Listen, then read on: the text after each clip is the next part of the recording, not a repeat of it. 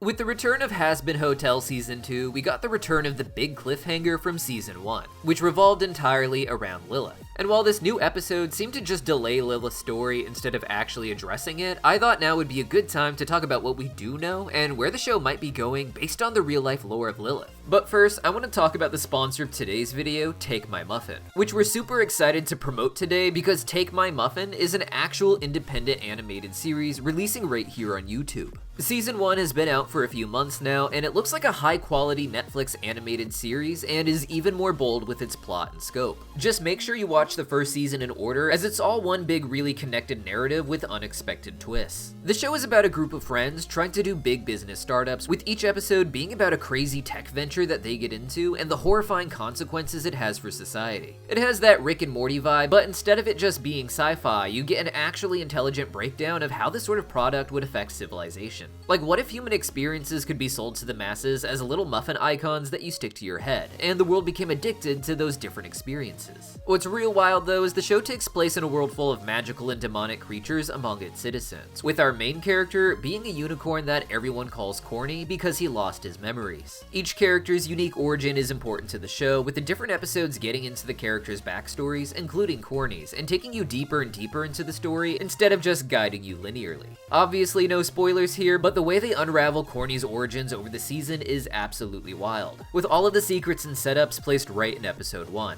It's a show so good, I'm honestly planning to talk about it again in our next indie roundup video, so if you want something fun to binge that feels a little like Hazbin Hotel meets Rick and Morty, I'd definitely check this out. Season 2 has also finished production and will be airing new episodes one at a time very soon. So head on over to the Take My Muffin YouTube channel to go watch it for yourself, starting with episode 1. Links in the pinned comment down below, as well as the pop-up at the end of the video. See you guys there. Now, all season 1, Lilith had been teased as a character in the background of Charlie's life who hadn't seen her daughter in 7 years, and fans had a lot of theories about where she might be. Some thought she was just hiding in plain sight in the Pride Ring somewhere, and others thought, as Lucifer's wife, she might have the ability to flee to the lower rings of hell seen in Hell of a Boss, where sinners from Earth generally aren't allowed to go. But season 1 ended with the big reveal that Lilith was actually in heaven this entire time, and seemingly the entire 7 years since she disappeared from Lucifer and Charlie's life. With this reveal, Lute showed up to a heavenly beach where Lilith was just chilling and told her that she now has to work for Lute since Adam is dead. This implied that previously, Lilith had made a deal with Adam in particular and was hiding out in heaven because of some help that she was giving him. This help had nothing to do with directly interfering with the hotel, however, as it was Lute who demanded that Lilith actually go and do something about the hotel because of what they did to Adam, or rather what Nifty did to Adam. Now, you would hope that with the start of Season 2, we'd get to see what this plan actually is, and my previous theories were that Season 2 would focus largely on Lilith, with her coming down to the hotel and having to interact with Lucifer, while doing some slow sabotage for Lute. But unfortunately, we didn't get that big a move in episode 1 or 2, and instead, we pretty much got told that this kind of storyline is going to be delayed until later. What we did end up seeing was a little bit of Lilith in episode 2 in between the big story of Serpentius adjusting to his life in heaven, and Sarah doubting her history with the annual extermination.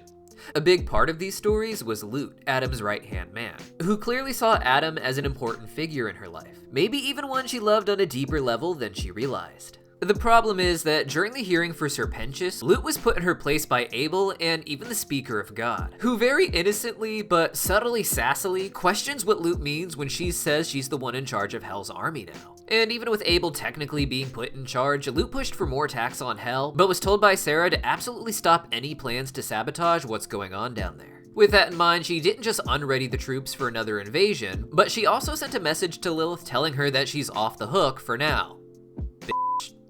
And that leaves Lilith's plot just hanging in limbo for the time being, but hopefully to get picked up again sometime in season 2. For now, Lilith just gets to eat these delicious looking heaven foods and enjoy her nice views, which do look great. But it really begs the question of why she is actually up here, why she would make some sort of deal. It's not like Hell doesn't have beautiful views and good foods, and it seems likely that Lilith is supposed to get some even bigger reward than just being alone on a beach all day. You see, Lilith is actually a rather ambitious character. In the first episode of season 1, we were told through Charlie's narration that she refused to submit to Adam as the first woman, wanting to be equals and thus fleeing from the Garden of Eden in her rebellion. This makes sense considering the position of authority that Adam has in heaven now, and Lilith Lilith likely wanted that for herself as well, not being second in command or subservient to Adam. While Lucifer is the one who sneaks into the Garden of Eden to give the forbidden fruit to Eve, it's hinted at being more so the plan of Lilith, with Lucifer maybe becoming just a pawn in her game, a game she's still playing to this day. And even in hell, she didn't seem to give up. In season 1, we saw that Lucifer had high hopes for humanity, but gave up pretty quickly when sentenced to his life in hell, as he was seeing only the worst that the human experience had to offer and none of the good.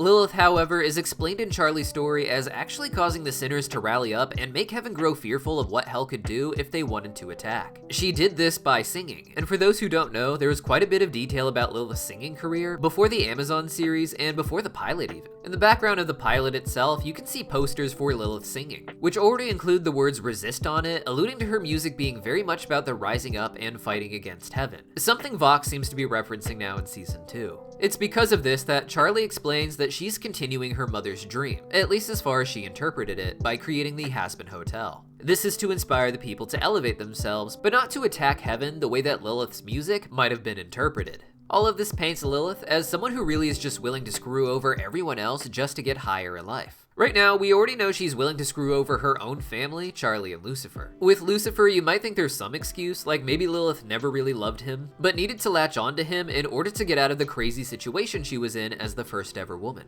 But when it comes to her own daughter, it's hard to imagine why Lilith would abandon her without her just being outright selfish. It seems that Lilith's goal is just to rise to the highest power she can, and for a while, that was Lucifer and her family with him. From the fame of Lucifer, Lilith could be a superstar in hell and rally the people against heaven. And in the end, it didn't matter if she could actually get the sinners to defeat heaven. All she needed was a way to convince heaven that it would be an issue. Heaven's response was, unfortunately, the annual extermination, and Charlie indicates that Lilith had abandoned her goal of inspiring the people since it began. With that in mind, I think it's possible that in addition to enforcing the extermination, Adam may have negotiated for Lilith to stop her singing in general. The extermination would be used to suppress any rebellion among the sinners themselves, and then by moving Lilith to heaven and out of the music sphere, she would no longer be cultivating a threat down there either. Leaving her in hell, especially during the annual exterminations, would have led to her just leading the people into a bigger battle against the angels. If they tried to kill her, that would just make her a martyr, of course, and the sinners would have an eternal reason to always fight back against them. So my theory is that Adam simply offered Lilith a deal to get into heaven because it was the easiest way to stop an uprising. And though it may seem like Adam would never give Lilith this sort of arrangement, you have to remember that he gets a little something out of this too.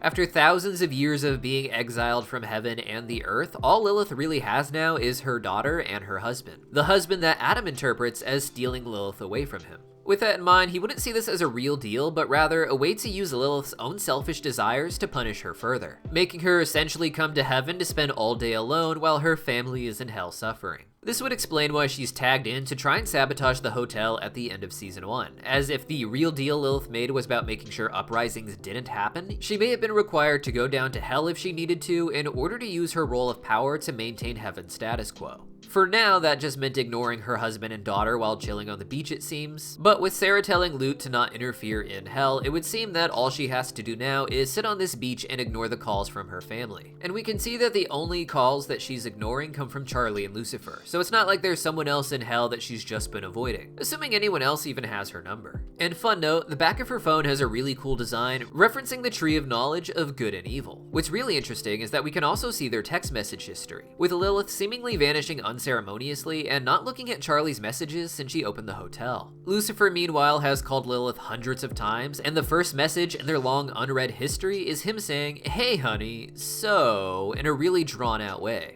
It sounds like the kind of thing that nervous Lucifer would send when he basically knows that he's being ignored, but it hasn't been admitted yet, so he has to pretend that he's not being ignored. A lot of us have been in the same situation, no judgment, and I imagine the rest of this first message to say something like, "So, I haven't heard from you in a while, and I just wanted to make sure you're okay. I know we go a little while without seeing each other, and that's totally okay, but I also noticed you didn't have any concerts scheduled or anything, so just wanted to make sure you were okay. And if you could just please get back to me whenever is good for you, just to make sure you're okay. That'd be cool. Love you. No pressure." We've all been there.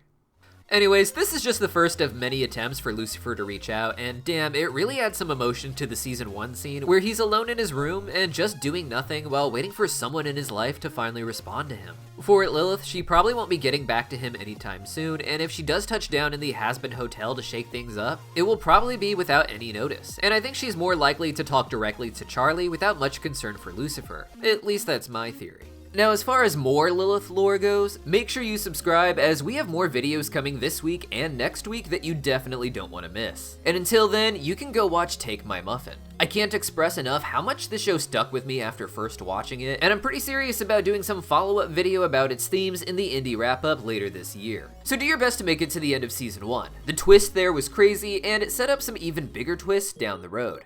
Every feeling has a chemical definition based on hormones. If we could decode feelings into their exact hormonal components, then we could pre-program an entire library of psycho-emotional states and recreate them at will.